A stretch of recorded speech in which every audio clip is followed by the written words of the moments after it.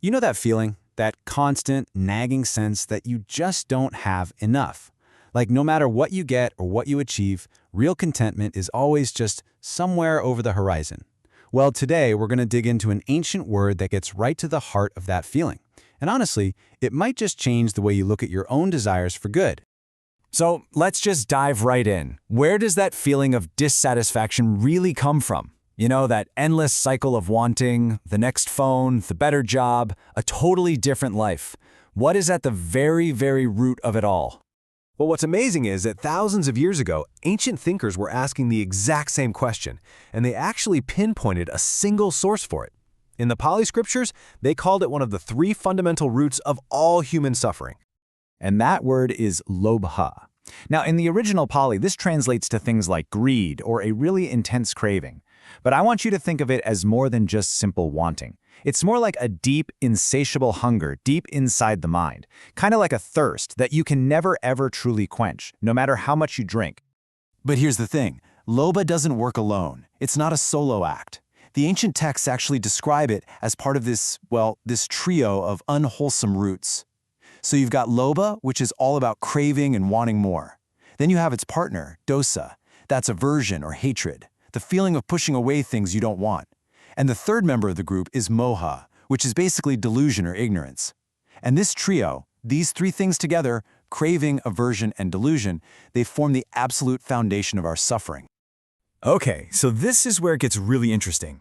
This root of greed, this lobha, it doesn't just stay cooped up inside our own heads. Oh no, it grows, and it can actually poison everything it touches, from our own sense of inner peace all the way out to the very fabric of society itself.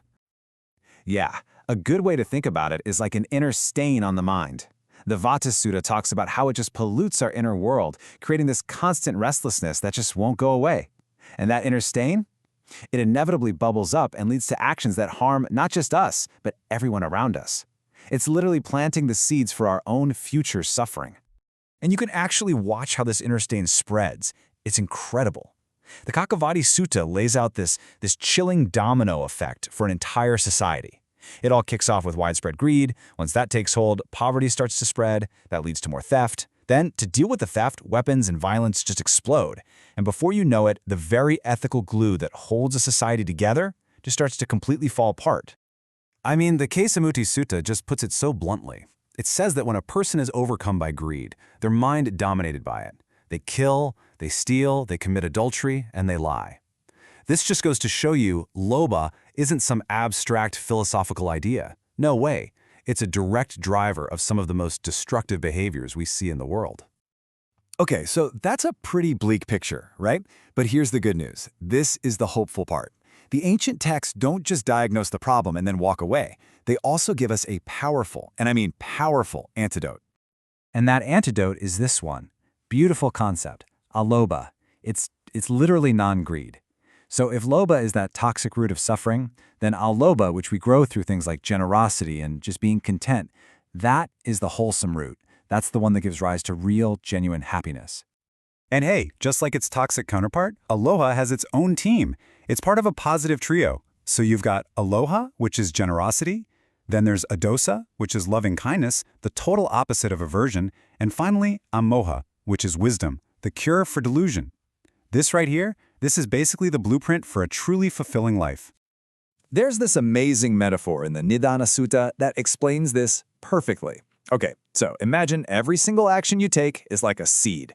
Now, if an action is born from greed, from lobha, it's like you're planting that seed in super fertile soil. It is going to grow, and it will eventually ripen into more suffering.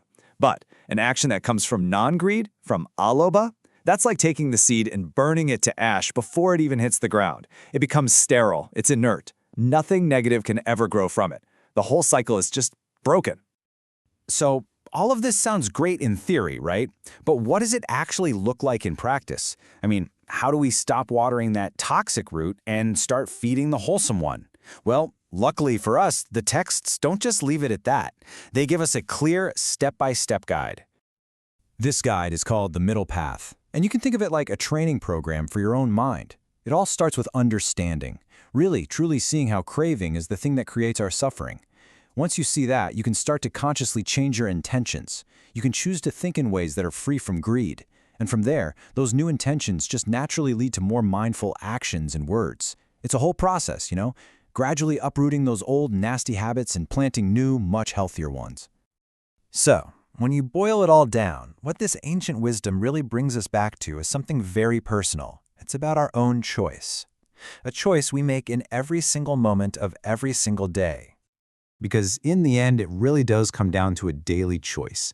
Every thought you have, every word you say, every action you take, it's like a single drop of water.